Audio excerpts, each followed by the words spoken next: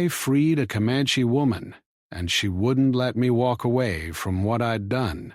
The sun was just beginning to rise over the Texas plains, casting long shadows across the uneven ground. The air was crisp, carrying the smell of dry grass and the faint smoke from distant fires. He had been traveling for hours, his horse slowly moving across the rolling hills, and yet he felt the strange, restless energy that seemed to follow him whenever he entered this part of the frontier. There was something about these lands, wild and untamed, that both frightened and fascinated him. Every rustle in the brush, every distant cry of a bird, felt magnified, as if the world were holding its breath, waiting for something to happen. He had been on this journey for weeks, moving from one small settlement to another, hoping to trade goods and gather news of the surrounding areas. The frontier was unpredictable. Friends were few, and danger was everywhere. Bandits, hostile wildlife, and the tension between settlers and the native tribes made traveling alone a risky endeavor. He knew the risks, and yet he felt compelled to keep moving forward. Something deep inside urged him to continue, a curiosity he could not explain, a sense that his path might cross with a story that was larger than himself. It was around midday when he first noticed signs that something was wrong. The ground was disturbed, broken branches scattered across the narrow trail. A few days' travel from the nearest settlement, he realized he was alone in a part of the land where humans seldom wandered. The signs were subtle at first, a discarded cloth, the broken leather strap of a sandal, but then the sounds grew clearer. Soft whimpers, muffled and tense, carried on the wind. He stopped immediately, listening. The sound was faint but unmistakable. Someone was in trouble. His heart pounded as he cautiously moved forward, every muscle alert. He followed the trail, keeping low, using the tall grasses as cover. The sounds led him to a small clearing, hidden from view by a cluster of mesquite trees. There, tied to a tree, was a woman.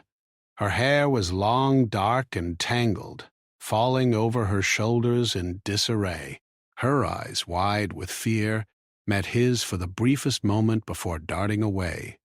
She was young, no more than 20 or 25, and her hands were bound in front of her with coarse rope.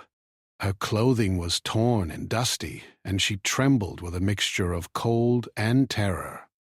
For a moment, he simply watched, unsure what to do. He had seen suffering before, but this felt different. There was a quiet dignity about her, even in her captivity, that demanded his attention. She was not screaming or begging, not making loud pleas for help, yet the pain in her eyes spoke volumes.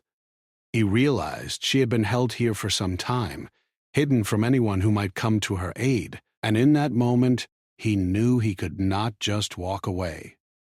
Approaching slowly, he spoke softly, trying not to startle her. "It's okay. I won't hurt you," he said, though he wasn't entirely sure if his words carried any meaning for her. She flinched but did not speak, only watching him with cautious eyes. He could see the dirt and bruises on her skin, marks of someone who had been mistreated and left to suffer. Every step closer felt heavy with the responsibility of what he might be about to attempt. If he acted wrongly, he could make her situation worse, or even put both of them in danger. He knelt a few feet away, keeping his hands visible. "I'm here to help," he said again. "If you trust me, I can get you out of here." The woman's eyes flickered, and for a moment he thought she might nod, or perhaps speak. Instead, she looked down at her bound hands, then back at him, and finally shook her head slightly, as if warning him that trust would not come easily. He understood. No one could expect her to trust a stranger after what she had endured. He took a deep breath, scanning the area for signs of who might have left her here. There were no footprints leading away from the clearing except for the faint impressions of her captors. The land around them was open enough for someone to approach quickly, yet hidden enough that he could make a careful attempt to free her if he was careful. He knew he needed a plan. Rushing in recklessly could alert anyone nearby and put both of them at risk. But hesitation felt dangerous too, as if every second he waited was another moment of suffering for her. Reaching into his satchel, he pulled out a small knife, checking its edge. He had learned long ago that sometimes simple tools could save a life, but only if wielded with care and respect. He worked slowly, talking to her in the softest voice he could manage, explaining what he was doing before he did it. "I'll cut the rope, but only if you stay still," he said. She flinched again, but he could see the slight movement in her eyes, a sign that she was listening, considering the possibility of safety. He worked methodically, cutting the rough rope without touching her skin. She remained tense but motionless, as if waiting for the moment she could run if needed. When the ropes finally fell away, she rubbed her wrists, her hands shaking. She did not speak, did not thank him, only stared at him cautiously, as if trying to decide whether to flee or stay. He could not blame her. She had been through enough to know that strangers were not always friends. "Ah, you're free now," he said gently. "I won't leave you here." She glanced toward the forest line, calculating, wary, yet something in her expression softened ever so slightly. There was relief there, mixed with uncertainty. He helped her to her feet, and they began to move slowly through the clearing, keeping to the shadows and avoiding the open trail. Every step was tense. The woman glanced around constantly, ready to react if danger appeared. He felt the weight of responsibility pressing down on him, heavier than anything he had carried before. He realized that freeing her was only the beginning. The journey ahead would be difficult, and the decisions he made could determine whether she would survive or fall into greater danger. As they moved, he tried to make conversation, but she remained silent. He did not press her, understanding that words were not always the first step to trust. Instead, he spoke softly about the land, the path they would take, and the small precautions they would need to follow. It was a slow process, but he noticed that her movements became slightly less tense, her eyes scanning the surroundings, but not darting wildly. He had not yet earned her trust, but for the first time she allowed herself to move alongside him rather than away from him. By late afternoon, they reached a small creek where they could rest. He offered her water, and after a moment of hesitation, she accepted. She drank slowly, carefully, as if testing the safety of the gesture. He watched her closely, noting every detail, the way she held herself, the subtle cues of fear and resilience. He understood that this was not just a rescue. It was the beginning of a delicate, fragile relationship based on mutual need and cautious trust. He could not afford mistakes, and yet he could not turn back. The world was vast, dangerous, and unpredictable, but he felt certain that he could not walk away now, no matter the risks. The sun dipped lower in the sky, casting long shadows across the landscape. He knew they would need to move again soon, before nightfall made travel more dangerous. But for a brief moment, they rested in silence, the sound of the creek filling the air. He watched her, wondering about her life before this, what stories her eyes held, and what dreams she might have despite the suffering she had endured. He felt a mix of awe and fear, realizing that this encounter would change both of them in ways neither could yet understand. As the first stars began to appear in the sky, he helped her to stand once more. They had a long journey ahead, filled with unknown challenges. And yet, despite the danger and uncertainty, he felt a sense of purpose he had never known before. The frontier was harsh, the world often cruel. But in that moment, he knew that doing what was right, protecting someone who could not protect herself, was worth every risk. He would face whatever came next, and he would not abandon her, no matter how difficult the path. And so together they stepped into the wild, untamed land, beginning a journey that neither of them could have predicted, bound by circumstance, courage, and the fragile thread of trust that had started to form between them. The journey through the wilderness was slower than he expected. The land, though beautiful, was unforgiving. Tall grasses brushed against their legs, sharp stones pressed against their shoes, and the sun blazed during the day, only for cold winds to sweep across the plains at night. He noticed how carefully she moved, stepping quietly over rocks and fallen branches, always alert.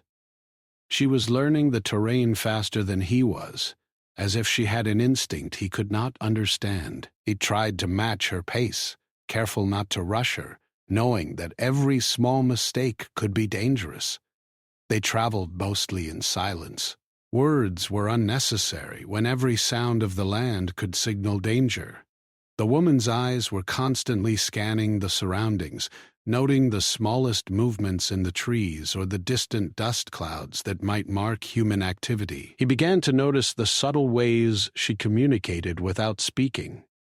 A tilt of the head, a quick gesture with her hand, a glance that told him to stop or change direction. He realized that her survival depended not only on strength, but also on careful observation and intuition. It made him respect her even more. Their first night in the open was tense. They found a small cluster of trees near a shallow creek, enough to provide a bit of shelter. He started a small fire, careful to keep the smoke low so that it would not attract attention. She watched him without moving, her arms crossed over her chest, her eyes wary but curious. He offered her some dried meat and water from his canteen. At first, she only looked at the food, hesitant to take it. He understood. After days of captivity and fear, trusting someone with even something as simple as food was a challenge. Slowly, she took a small piece of meat, examining it before eating. It was a small step, but it marked a change, a fragile trust beginning to form. As the night deepened, the sounds of the wilderness surrounded them. The distant howl of a coyote, the rustle of small animals in the brush, and the whisper of the wind through the trees. He realized that this quiet, wild place, which had always seemed lonely and dangerous, now held a different kind of meaning. It was no longer just a landscape. It was a shared space, a stage where both of them depended on each other for safety. He thought about the path that had led him here, the choices, the risks, and the moment when he had decided not to turn away. It all felt like a turning point, a crossing from ordinary life into something far more serious and real. The next morning they continued their journey, moving cautiously toward the north, where he believed they could find a settlement, or at least a safer place to rest. As they walked, he tried to speak gently, not forcing conversation, but offering small words of comfort. "We'll keep moving slowly," he said. "No need to rush. You're safe with me." She did not reply, only nodded slightly, her eyes forward, her hands brushing the tall grasses. He respected her silence, understanding that trust could not be demanded. It had to be earned. Hours passed, and the terrain grew more difficult. They had to climb a series of low hills, the slopes dotted with loose rocks that made footing uncertain. At one point, a sharp stone cut his hand, and blood began to trickle down his palm. He grimaced but kept moving, not wanting to alarm her. She noticed, of course, and without speaking, she reached into her bag and pulled out a small piece of cloth. She handed it to him, her eyes steady. He accepted it gratefully, wrapping his hand carefully. That simple gesture spoke volumes, an acknowledgement of his effort, a silent way of saying, "I see you, and I accept your help." For the first time, he felt a small connection forming beyond words. As the day wore on, they encountered signs of others on the land. Fresh hoofprints, a discarded bottle, and the remnants of a small campfire indicated that they were not alone. He grew cautious, scanning the horizon for any hint of danger. The woman's hand tightened slightly on a stick she carried, ready to defend herself if needed. He could see the tension in her shoulders, the way her body moved instinctively, always prepared. He admired her strength and skill, realizing that her captivity had not broken her spirit. If anything, it had sharpened her awareness and resilience. Around midday, they stopped to rest in the shade of a lone oak tree. He offered her water again, and this time she drank more freely, her body relaxing slightly as she quenched her thirst. He studied her quietly, noticing the subtle signs of exhaustion, the way her eyelids drooped, the slight tremor in her hands, and the weariness in her steps. He felt a protective urge, a determination to make sure she could reach safety. This was no longer just a journey through the land. It was a journey of trust, endurance, and human connection. While resting, he tried again to speak, cautiously.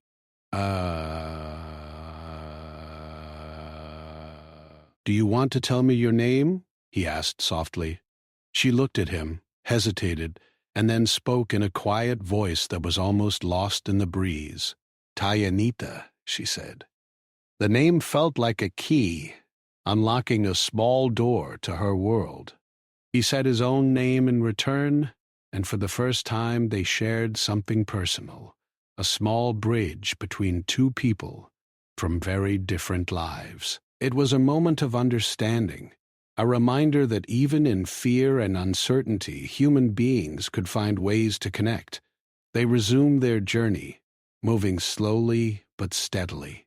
The afternoon brought more challenges. A sudden storm rolled in, with dark clouds covering the sky and heavy rain beginning to fall. The ground turned slippery and treacherous. They had to find shelter quickly. He spotted a rocky overhang nearby, a small natural cave that could shield them from the worst of the storm. They ran through the rain, slipping and sliding, until they reached the cave. Wet and cold, they huddled together under its small protection. She shivered, but he shared what warmth he could, offering his coat and his encouragement. The storm seemed endless, but inside that small shelter they found a brief moment of safety.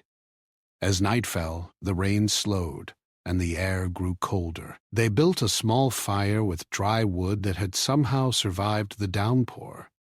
He cooked a simple meal of whatever he could find, sharing it with her.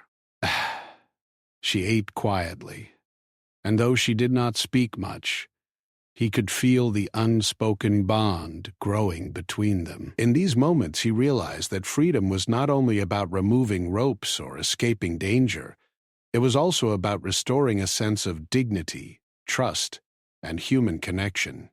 He had freed her body, but the next challenge was earning her trust, step by step. Over the next few days, they continued their journey, navigating forests, crossing streams, and avoiding the trails that could lead them back into danger. The woman, Tayanita, began to show small signs of openness. She spoke occasionally, sharing fragments of her life before captivity, the people she had known, and the world she had lost. He listened carefully, not interrupting, learning about her culture, her values, and her resilience. Each story she told deepened his respect for her and strengthened his commitment to keeping her safe. By the end of the first week, it became clear to him that their journey was more than a physical escape. It was a test of character, patience, and understanding.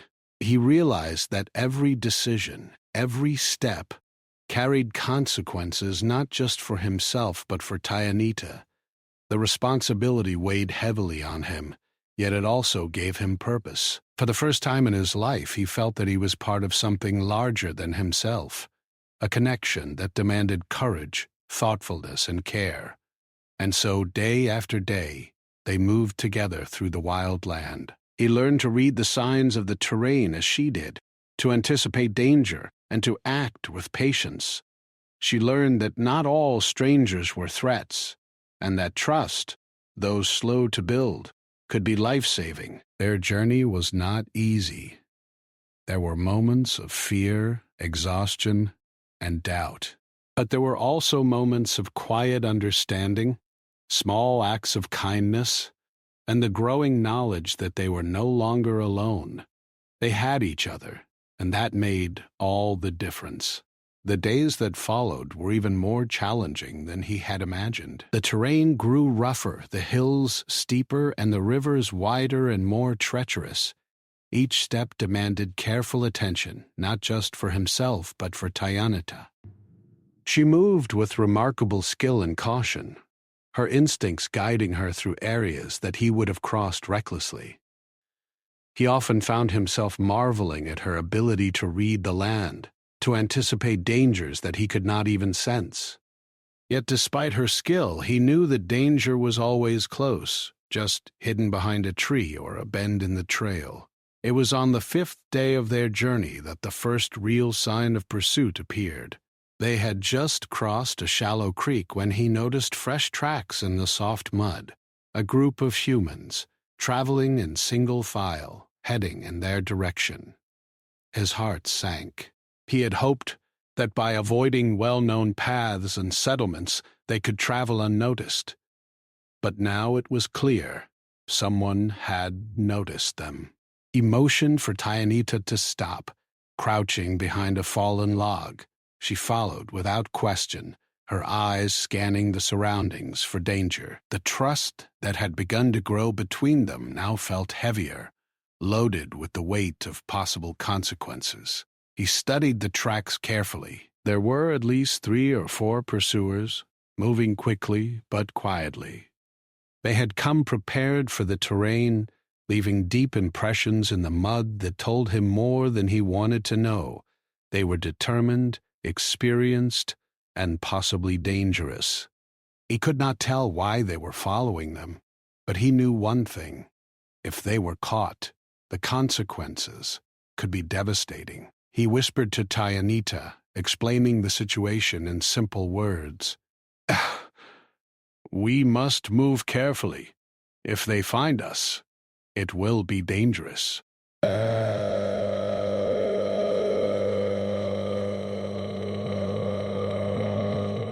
For the rest of the day, they avoided the main trails, weaving through dense trees and hidden valleys. Every snap of a twig, every rustle of leaves, made them pause. Tianita moved with a quiet confidence, her eyes sharp, her ears alert. She led him through narrow passages and shallow streams, places he would never have thought to go. He began to rely on her instincts as much as his own judgment, realizing that their survival depended on working together.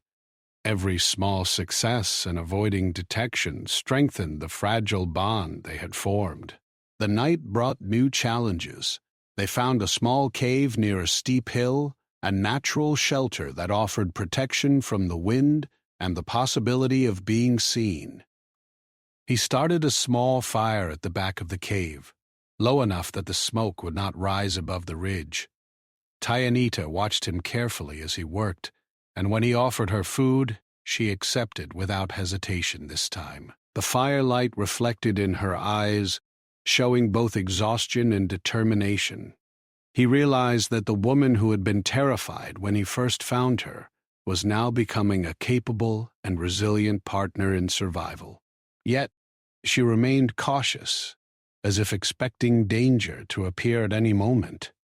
As they rested, he tried again to speak, gently testing the waters of conversation. "We need to be ready for tomorrow," he said.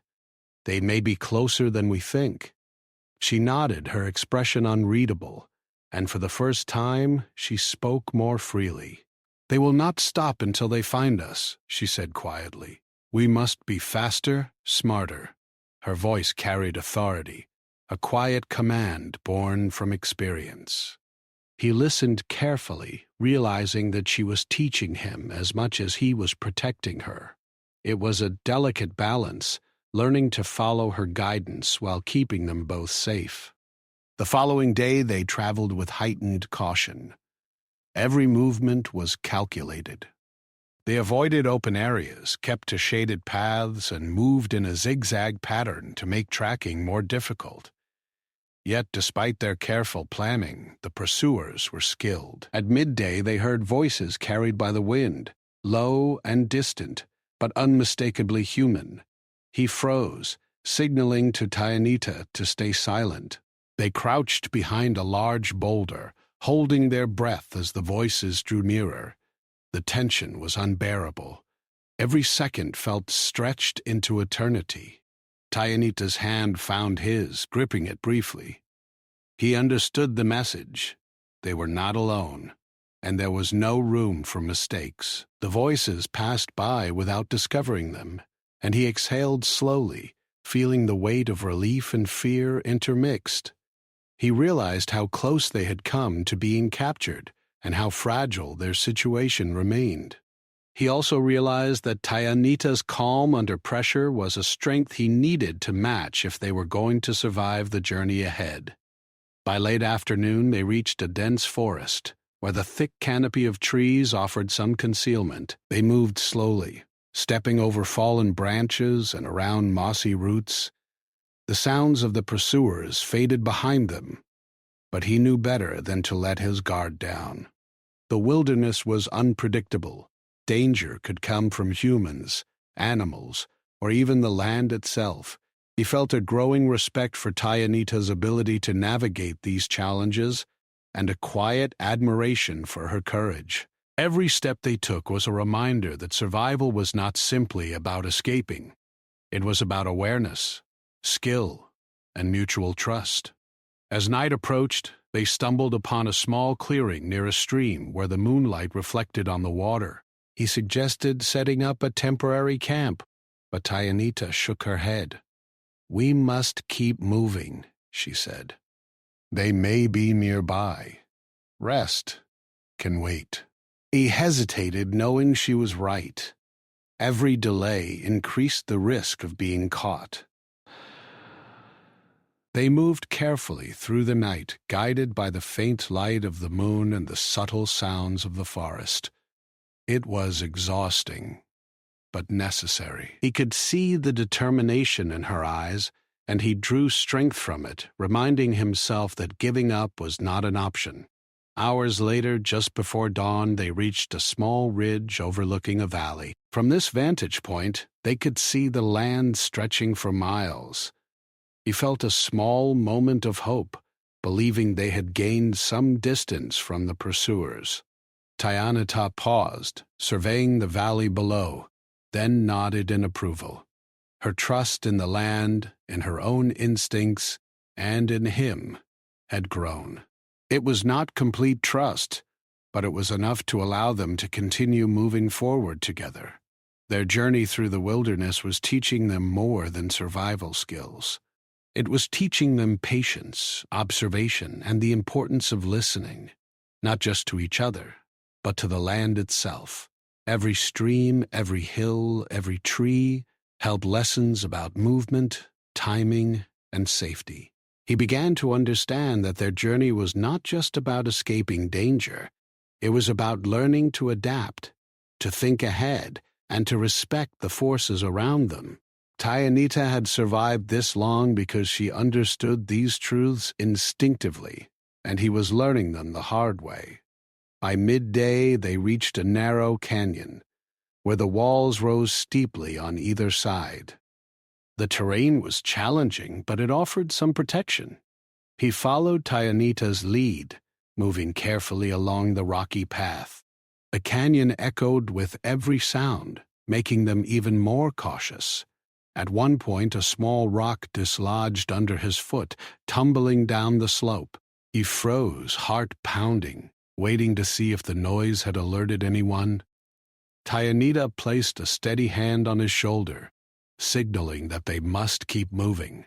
Her calmness helped him regain composure. Together they navigated the canyon, relying on her instincts and his growing awareness of the dangers. As evening approached, they finally found a secluded area near a stream where they could rest briefly. The sun cast long shadows across the canyon walls, painting the rocks in warm orange and red hues. He offered food and water, and Tayanita accepted without hesitation. She sat quietly, her eyes reflecting both exhaustion and resolve. He felt a deep respect for her resilience, for the strength she had shown in surviving captivity and navigating the dangers of the wilderness. He realized that their journey was far from over, but he was beginning to understand that survival was about more than physical endurance. It was about courage, awareness, and mutual trust. The night settled around them, bringing a sense of temporary calm. He kept the fire low, mindful of the need to remain hidden. Tayanita leaned back against a rock, closing her eyes for a brief moment of rest. He watched her, feeling a quiet sense of responsibility and admiration. The journey had changed both of them. He had come to understand that freeing her had not ended their struggle. It had only begun a new chapter filled with challenges, lessons, and the constant need for vigilance. Together they had survived the dangers of the land and the pursuit of others, but he knew that the true test of endurance and courage was still ahead. The next morning the sun rose slowly over the hills, casting a golden light on the land that had become both their sanctuary and their challenge. The air was still cool, carrying the faint scent of damp earth and wildflowers. He watched Tayanita as she moved silently through the clearing, her steps careful and deliberate, eyes scanning the horizon for any sign of danger. He had grown accustomed to her quiet strength, but now he noticed something else, a new awareness in her gaze, a look that seemed to weigh him and his actions as much as she weighed the land around them. As they traveled, he tried to maintain the rhythm they had established: cautious movement, careful observation, and silent communication. But he sensed that something had shifted. Tayanita was no longer just reacting to threats or following his lead. She was observing him, evaluating his choices. He realized that she was beginning to hold him accountable, even without words, and that the journey had become about more than survival. It had become about responsibility. By midday, they reached a small stream where they could rest. He offered water, and she drank quietly, her eyes thoughtful. He sat across from her, breaking the usual silence. "I know I put you in danger when I found you," he said softly. "I didn't think about the consequences. I just wanted to help." She looked at him, her expression serious, not the fearful eyes he had first seen, but a sharp, questioning gaze that demanded honesty. "You helped me," she said finally, her voice calm but firm. "But helping is not just about freeing someone. You made choices that could have cost us both our lives. You cannot walk away from that." Her words struck him harder than any threat of capture ever had. He realized that she was right. It was easy to think of the rescue as an act of bravery or kindness, but the truth was that every decision he had made had consequences. The freedom he had given her was only part of the responsibility he now carried. They continued along the trail, moving slower than before. Every step felt heavier with the weight of accountability. "Now I have had prayers. Now by Betty Tar's best." He noticed that Tayanita often glanced at him before acting, as if measuring whether he was paying attention to the right details, whether he understood the dangers, and whether he respected the decisions they had to make together. She was testing him, and he welcomed it. He understood that earning her trust was not about words or promises. It was about actions, vigilance, and shared responsibility. During one brief pause in the afternoon, he asked her gently, "Do you ever forgive yourself for what happened to you?" She looked at him then, her eyes reflecting both pain and resilience. "Forgiveness is not something I can give myself lightly," she said, "and it is not something I can give you lightly either. You acted with good intent, but intent is not enough.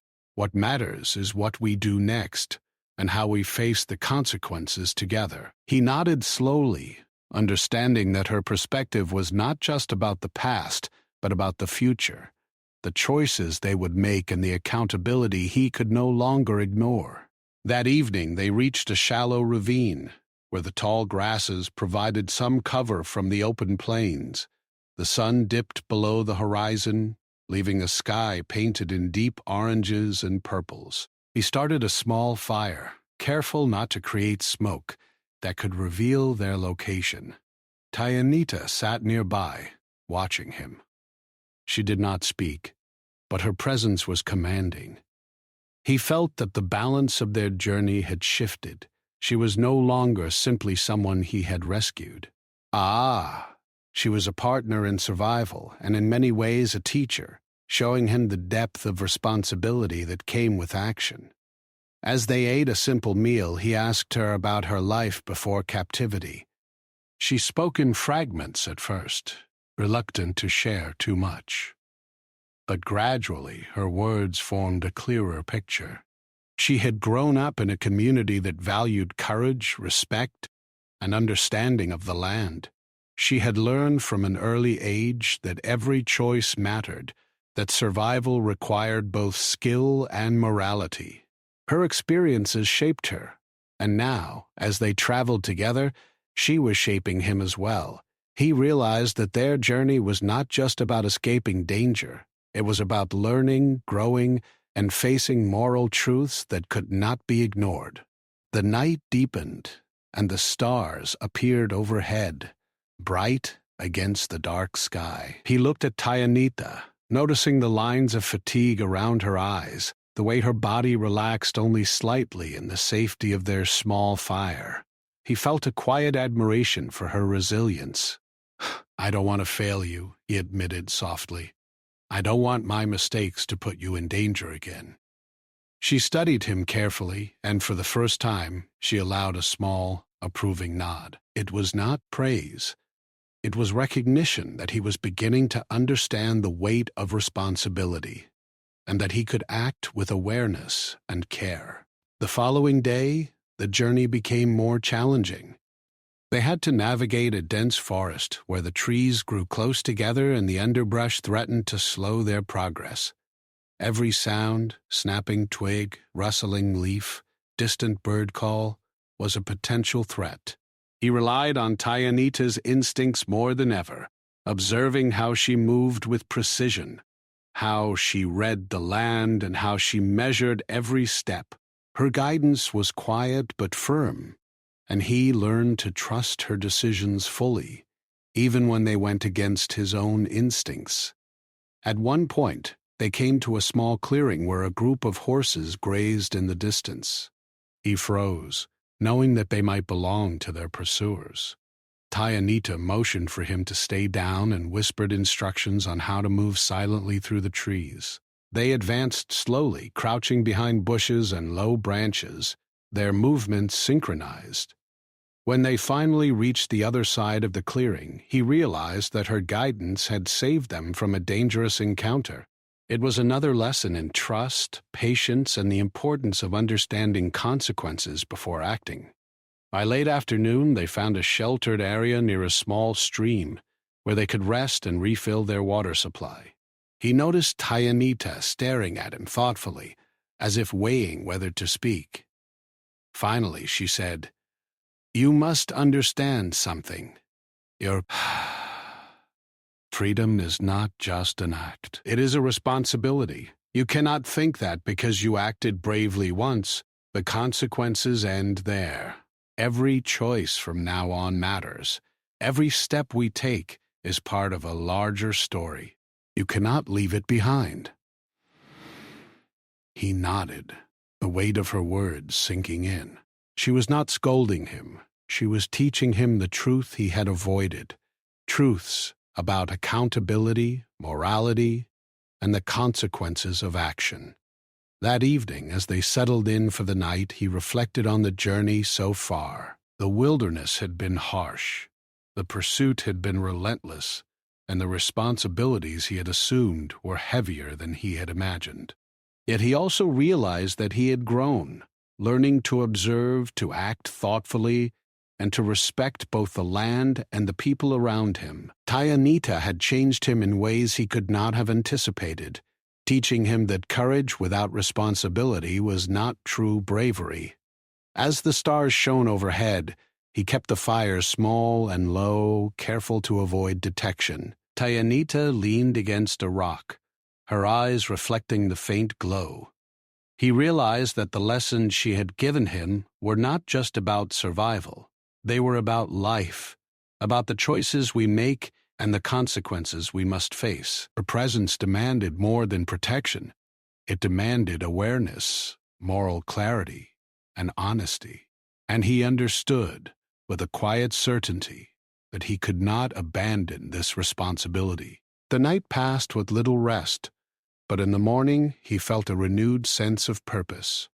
Tayanita had not only survived the wilderness and pursuit, but she had also survived captivity and the burdens of fear. Now, she was teaching him to survive not just physically, but morally, emotionally, and spiritually. He had begun as a rescuer, but he was learning that survival was a partnership and that accountability was the true measure of courage. As they moved forward that day, he noticed subtle changes in their interaction. Tayanita no longer looked at him as just a helper or a rescuer. She looked at him as an equal, someone who must act thoughtfully and live with the consequences of his choices. He felt the weight of her trust, and with it, the responsibility to act wisely and carefully. He knew that the journey ahead would not be easy, but he also knew that he was no longer alone in facing it. Together they had begun a path of shared understanding, mutual respect, and moral accountability, a path that would shape both of their lives in ways he could not yet imagine. The morning air was crisp, carrying the faint smell of earth and growing grass. He and Tayanita moved carefully through the open plains, their steps deliberate and quiet. The long journey had changed them both.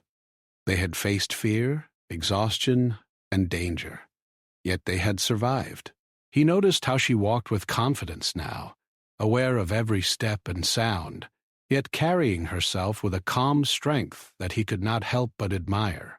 For her part, she seemed to observe him more openly, watching how he made decisions and how he responded to challenges.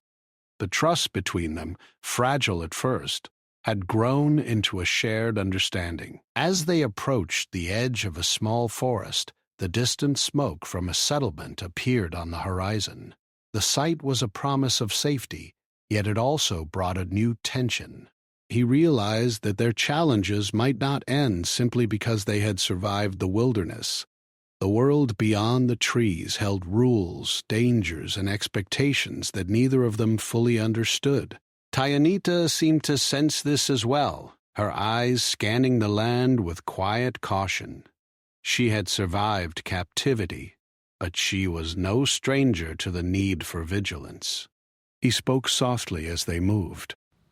"Soon we will be near people who can help you," he said. "You will be safe there." Tayanita looked at him, her expression thoughtful. "Safety is not given," she replied. "It is earned. And freedom is not the same as safety.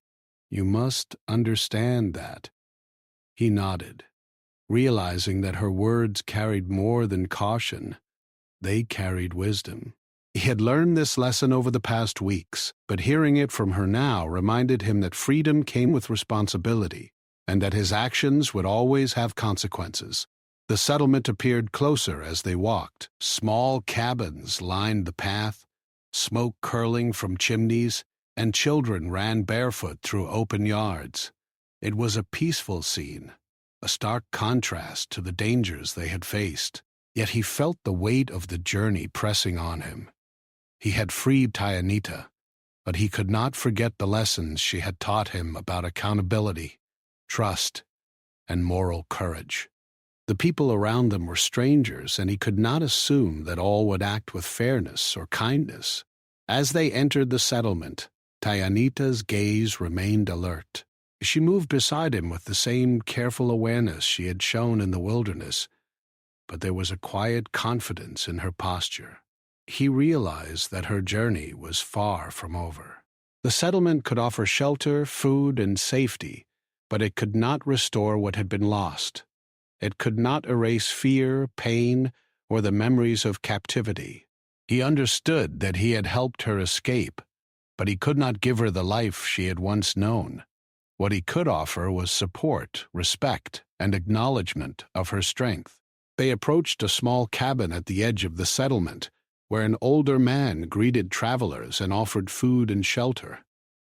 He explained their situation briefly, careful not to reveal more than necessary, and the man nodded, understanding the unspoken urgency. Tayanita did not speak immediately, only observed the surroundings. When the man offered them bread and water, she accepted politely, but her eyes never left the horizon. She had learned to stay alert, to measure every interaction, and to trust only when the situation demanded it. After the meal, they found a quiet corner near the stream that ran through the settlement. He sat beside her, feeling the exhaustion of the journey press upon him. "We made it this far," he said quietly, "and yet I feel like the journey is not over." Tayanita turned to him, her expression unreadable but composed. "The journey is never truly over," she replied. Freedom is not an ending. It is a beginning. And beginnings require thought, strength, and responsibility. He understood then that she was not simply warning him. She was guiding him. Her words were a compass, reminding him that every action mattered, that survival alone was not enough, and that accountability extended beyond the wilderness. They spent the next few days in the settlement, resting and recovering. He helped Tayanita navigate the new environment, introducing her to neighbors and guiding her through the routines of daily life. She observed carefully, learning quickly, but she remained independent, making her own choices and asserting her autonomy. He realized that he could not simply step in and solve problems for her. Doing so would undermine the very strength and courage that had kept her alive. He began to understand that true support meant respecting her decisions, offering help when necessary, and acknowledging the lessons she had taught him. One afternoon, as the sun cast long shadows across the settlement, Tayanita and he walked along the stream. The air was warm, filled with the sounds of children playing and birds singing. He spoke softly, reflecting on the journey they had shared. "I have learned more from you than I could have imagined," he said. "You have taught me what it means to act with responsibility, to think carefully, and to respect life in all its forms." Tayanita looked at him, her eyes meeting his. "And you have learned to care not just about survival, but about consequences," she replied. "You have learned that freedom is more than escape, it is responsibility." That evening they sat quietly by the stream, watching the water flow over stones worn smooth by time. He realized that the journey had changed him profoundly. He had entered the wilderness, thinking only of rescue, of doing what seemed right in the moment. But through danger, fear, and reflection, he had learned that true courage involved thinking ahead, considering consequences, and acting with awareness. Tayanita had shown him that strength alone was not enough. Wisdom, patience, and moral clarity were equally important. As the days turned into a week, they began to prepare for the next stage of life. Tayanita planned to move beyond the settlement, seeking a community where she could belong and contribute, a place where her skills and knowledge could be valued. He understood that his role in her life was changing. He could no longer lead or protect her in the same way. Now he could only support her decisions and respect her independence. It was a lesson he accepted with humility, recognizing that freedom was not about control, but about choice. The morning they prepared to part ways, the sky was clear and bright, the horizon stretching endlessly before them. He helped Tayanita gather her belongings, and she turned to him, a calm smile on her face.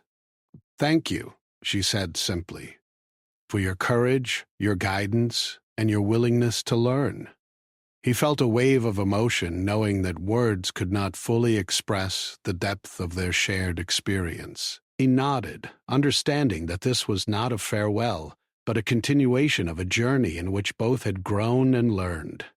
As she walked toward the trail that would lead her to her new life, he watched carefully. She moved with confidence, alertness, and dignity.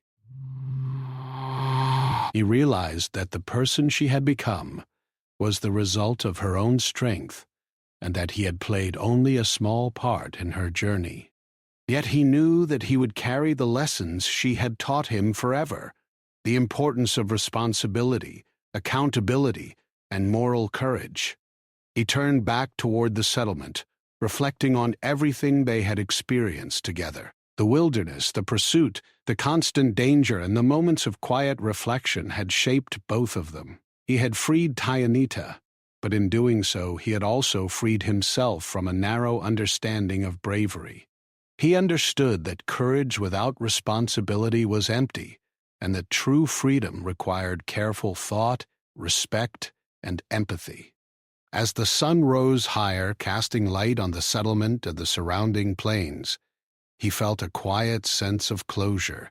Their journey had been long and difficult, filled with fear, exhaustion, and reflection, but it had also been filled with growth, trust, and understanding.